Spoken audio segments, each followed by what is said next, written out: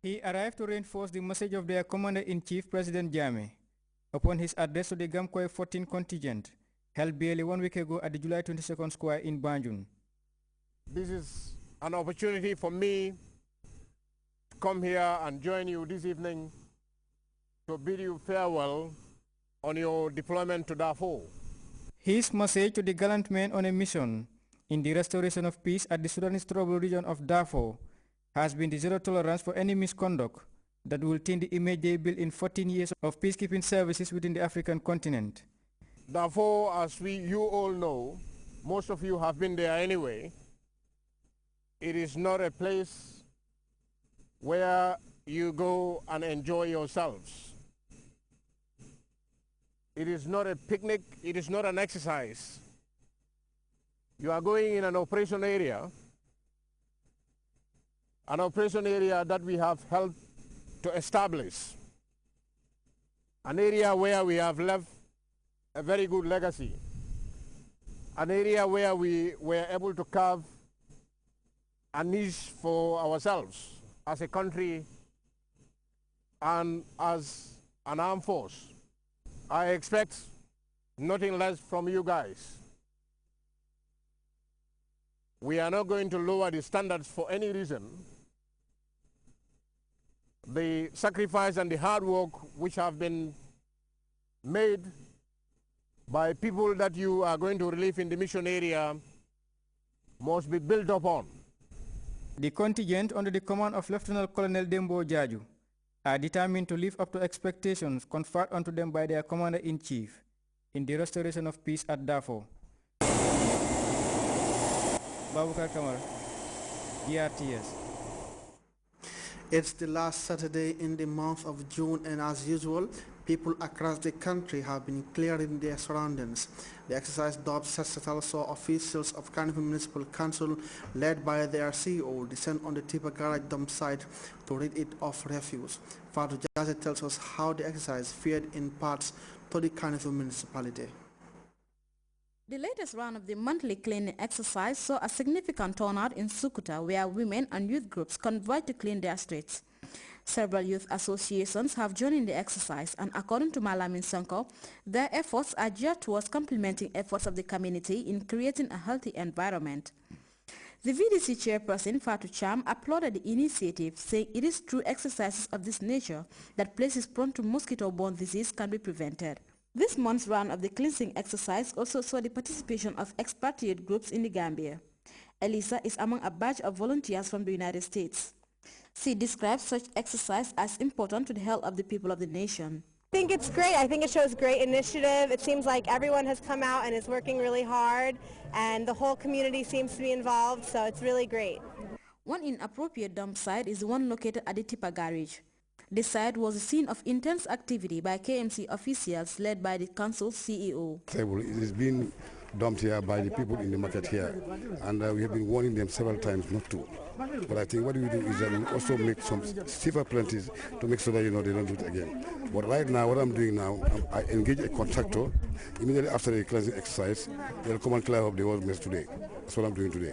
Yes. A number of volunteers took part in the exercise, right in this strategic area of refuse and garbage. For GRTS News, I am Fatu Jasi. You can follow that story and other GRTS programs on our website at www.grts.gm. There you can also monitor GRTS Radio Live. We'll be back with more stories right after this first break. His Excellency Sheikh Professor Alhaji Reverend Hannah Karen Falheim. In the words of the permanent secretary, There is direct relationship between the economic growth of a and country. this 5-hectare maize field that you are seeing here in Ilyasa village. No matter how, where, when and who is involved, our corps of reporters will always be there to bring you the news as it happens.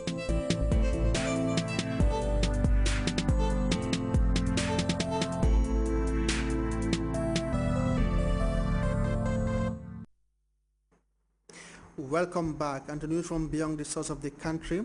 Gender equality has taken center stage as voters in Senegal prepare to go to the polling booth on Sunday to elect legislators.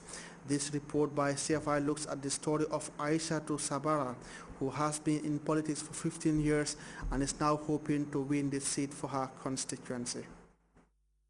visiting neighborhoods, holding meetings, and more. Aissatou Sabara has been in the game of politics for some 15 years. But this is the first time that she is campaigning for herself. Aissatou Sabara has the backing of her party for the parliamentary elections on Sunday in Senegal. Applying a law covering gender equality in politics from 2010, every party must put forward a candidates list with as many women as men. Men are very aware that women are the backbone of the development of the country. They understand that today we are simultaneously taking care of our family, household and offices, that we are educating the children, and we have a place in assembly. Aissatou Sabara is already assistant mayor in a suburb of Dakar and vice president of the party, the Alliance of Forces for Change. The party wants the gender equality law to be applied in everything it does. In fact, the founder of the party is supporting the candidates. Mustafa Niasse has come out in favor of affirmative action, in favor of women. Gender equality is about justice and fair practices for women. I think we should go further and begin to favor women. They are the keepers of values and faith within society. Of the 7,000 candidates for the parliamentary elections, half are women. This is a first in Senegal and praised by civil society groups who organized leadership training programs during the campaign. Gender equality has become a tool to bring new faces to domestic politics and upgrade the functioning of the country. Our country is experiencing an extraordinary moment. This is a major turning point in our political awareness.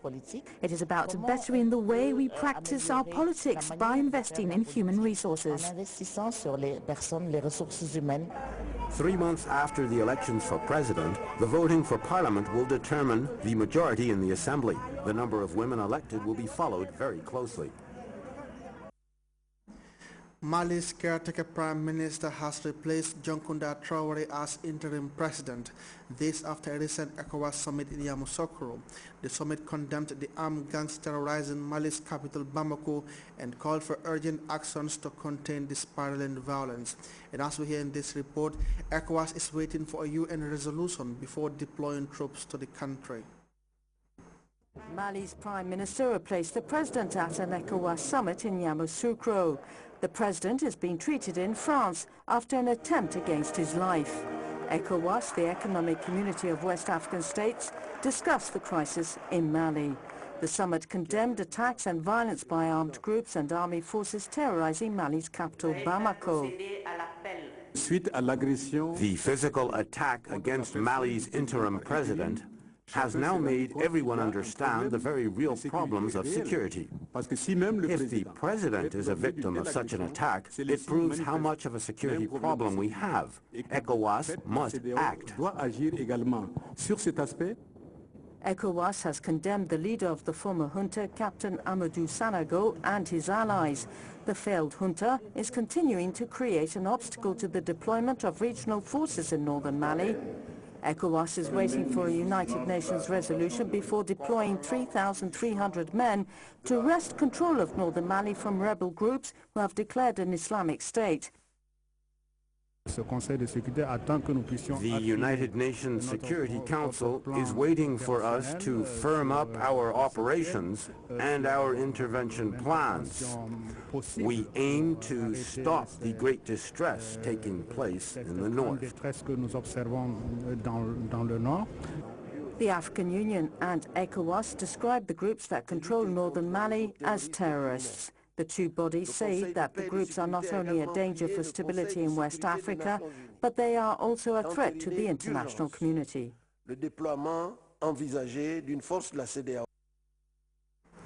Egypt's new president has used his inaugural address to reach out to the country's Coptic Christians. The election of Mohamed Morsi, who used to be a member of the Muslim Brotherhood, has raised fears in some quarters the country could become an Islamic state. This report looks at the president's reconciliatory message to Egypt's Coptic Christian community. Mohamed Morsi has been sworn in by the Constitutional Court, thus making him Egypt's 5th president and the first to have been freely elected. The Muslim Brotherhood has promised to protect the constitution, which is the law of the people of Egypt. After the ceremony, Mohamed Morsi went to Cairo University to inspect the troops.